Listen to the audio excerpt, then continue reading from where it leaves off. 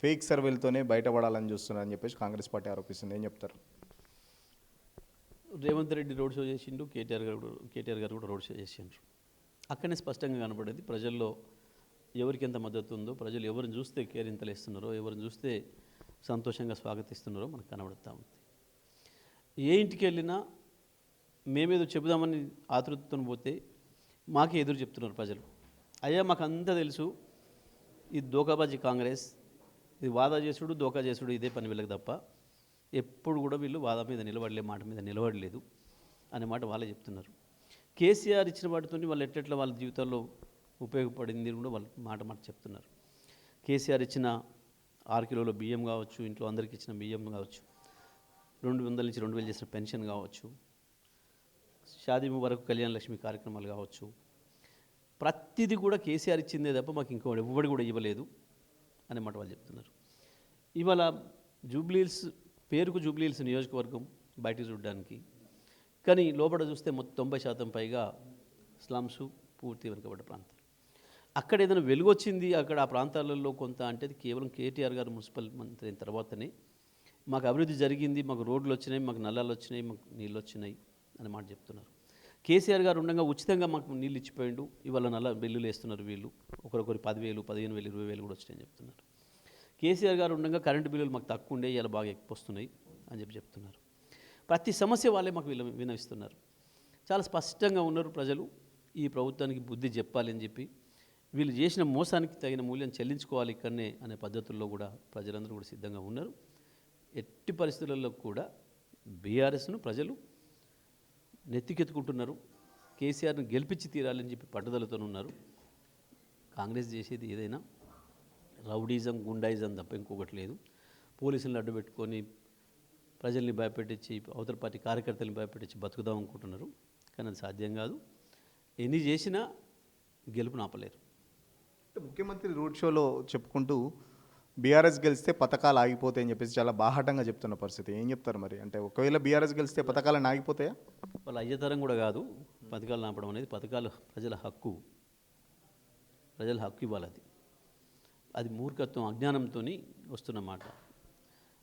అధికార అహంకారానికి పరాకాష్ట ఆ మాటలు. తెలివి తక్కువతనంతో మాట్లాడుతున్న మాటలు. గతంలో గిట్ల విరవిగిన వాళ్ళు చాలామంది పీకిండ్రు. ఈ ముఖ్యమంత్రులు కాదు, దేశాధ్యక్షులే పీకిండ్రు. ఎక్కువ తక్కువ విరవిగితే ప్రజలు ఎంటబడి తరమితి వచ్చి పక్క దేశాల్లో దాచుకుంటున్నారు. తెలియక ఇంతంత పోలీసుని చూసుకొని గా అహంకారంతో మాట్లాడుతున్నాడు. ఇవన్నీ కూడా ప్రజలు పెట్టిన భిక్ష ఇలా పదవులు. అది తెలియక మేమే బిచ్చమేస్తే ప్రజలు బతుకుతున్నారు అనుకుంటున్నారు. అందుకే నేను బంద్ చేస్తాను మాట్లాడుతున్నాడు. నువ్వు భిక్ష వేయట్లేదు. నీ కొండాడిపల్లె కాడ వ్యవసాయం చేసి సంపాదించుకొచ్చి పెడతలేవు ప్రజలకి.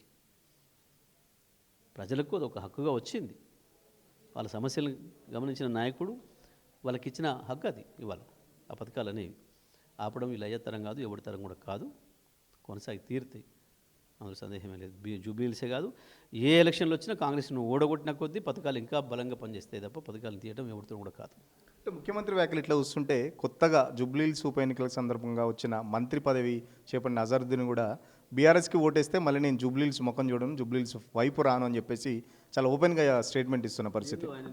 జూబ్లీహిల్స్కి వచ్చి జూబ్లీహిల్స్ ఏడుందో తెలుసా? అసలు జూబ్లీహిల్స్ కాన్స్టిట్యున్సీకి పోయినసారి పోటీ చేసిండు, మళ్ళీ ఇప్పటిదాకా పోలేదన్నాడు. ఇక ఉడత ఊపులకు, ఈ తొండ బెదిరింపులకు భయపడతారు ఎవరన్నా? తెలివి తక్కువ మాటలు. కానీ నిజమే అమ్మ, ఆయన రోజు ఉండి ప్రజలకు సేవ చేసుకుంటా, నిత్యం అందుబాటులో ఉండి అన్నదానం చేసుకుంటూ కూర్చున్నాడంటే పాపం అయ్యో ఆయన పోతే ఎట్లా అనుకుంటారు ఎవడన్నా? అసలు ఆయన కూడా ఉండడానికి తెలియదు, ఆయన ఎక్కడ ఉండడో కూడా తెలియదు, ఆయన ఇంటి అడ్రస్ కూడా తెలియదు ఎవరు ప్రజలకి. ఈ పిచ్చి మాటలు ముఖ్యమంత్రిని చూసి ఆయన కూడా అలవాటైంది ఏమో పాపం. ఎన్టీఆర్ విగ్రహం పెడతాను ఎవడడ్డం వస్తే ఇప్పుడు షాక్ వేయలేని మంత్రి పాపం. ఆయన మంత్రి పదవి ఇచ్చిన శాఖ కూడా వేయలేదు ఇప్పటివరకు పాపం. ఇక ఆయన మాట్లాడితే ఎవడు పడుచుకుంటాడు ఆయన్ని? ఎన్టీఆర్ విగ్రహం పెడతాను ఎవడన్నా అడ్డం వస్తే మూసిలేసి తొక్కుతా అని చెప్పేసి కూడా చెప్తున్న పరిస్థితి. ఎందుకు అసలు ఎన్టీఆర్ విగ్రహం ఎందుకు వచ్చిందో జూబ్లీహిల్స్ ఎన్నికలకు సంబంధించి? అవే చిల్లర ఎత్తుగడలు, చిల్లర మాటలు ఆడేదో 4 ఓట్లు ఉన్నాయి వాళ్ళవి పడతాయి అనుకుని అంటున్నాం. కానీ ఒక్కటి మాత్రం వాస్తవం, మూసిలేసి తొక్కుడు వాస్తవం. తప్పకుండా ఆ పని జరుగుతుంది ఆయనకి. ఇవాళ ఏందో ఇంత అధికారం ఉంది, సెక్రటరియట్లో ఉన్న విర్రవీగుతున్నాడు. కానీ ఒక సందర్భం వస్తుంది తప్పకుండా. ఒక్కొక్క దేశంలో నియంత్రణలు ఎట్లా తొక్కినరో గదే పరిస్థితి వస్తుంది, అందులో సందేహం లేదు. అటుంటేనే ఆ మాటలు ఎక్కువ వస్తుంటాయి నోట్ల నుంచి. ఫైనల్గా చెప్పండి, కిషన్ రెడ్డి కూడా నేను ఒక స్టేట్మెంట్ ఇచ్చాడు, ఫామ్ హౌస్లో ఉండే కేసీఆర్ మళ్ళీ సీఎం ఎట్లా అవుతాడు, కేటీఆర్ ప్రజలను తప్పుదోవ పట్టిస్తున్నాడు, అసలు ఫామ్ హౌస్లో ఉండే కేసీఆర్ మళ్ళీ సీఎంగా ఎందుకు కోరుకుంటున్నారు ప్రజలు అని చెప్పేసి కూడా చెప్తున్న పరిస్థితి. ఏం చెప్తారు మరి? ఆయన మాట్లాడుతుంటేనే ప్రజల్లో భావన ఉందని అర్థం. అది లేకపోతే ఆయన మాట్లాడాడు కదా, పట్టించుకోడు కదా. ఇప్పుడు మేము ఎప్పుడన్నా పట్టించుకున్నాం ఆయన్ని? లేని దాని గురించి పట్టించుకోవడం ఎందుకని మేము పట్టించుకోము. ఇప్పుడు ఎందుకు తిరుపతి వెంకటేశ్వర స్వామిని తలుచుకుంటారు, రాముని ఎందుకు తలుచుకుంటారు, ఇంకొక వర్గం ప్రజలు అల్లాని రోజు ఎందుకు తలుచుకుంటారు, ఇంకో వర్గం ప్రజలు క్రీస్తుని రోజు ఎందుకు తలుచుకుంటారు. గట్లనే తెలంగాణ ప్రజలు కూడా కేసీఆర్ని తలుచుకుంటున్నారు. కేసీఆర్ వాళ్ళ హృదయాల్లో ఉన్నాడు కాబట్టి మాట్లాడుతున్నారు. అందుకనే కిషన్ రెడ్డి మాట్లాడిందంటే కూడా కేసీఆర్ నిత్యం ప్రజల్లోనే ఉన్నాడు, ప్రజల హృదయాల్లోనే ఉన్నాడు కాబట్టి మాట్లాడాడు. కిషన్ రెడ్డికి ధన్యవాదాలు.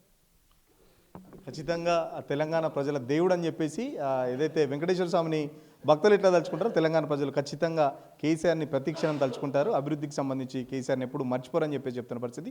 ఖచ్చితంగా జూబ్లీహిల్స్ ప్రజలు కాంగ్రెస్ పార్టీని మూసిలో తొక్కే రోజులు దగ్గరలోనే ఉన్నాయని చెప్పేసి రేవంత్ రెడ్డి ఇప్పటికైనా అహంకార పాటలు బంద్ చేసి ప్రజలకు ఏం చేస్తామో చెప్పుకుంటే బాగుంటుందని చెప్పేసి మాజీ మంత్రి జగదీష్ రెడ్డి చెప్తున్న పరిస్థితి. ఇప్పుడు జర్నలిస్ట్ సతీష్తో సురేష్ తొలివేలు కోసం. అసలైన తొలి వెలుగు. ఫాలో వాట్సాప్ @తొలి వెలుగు official.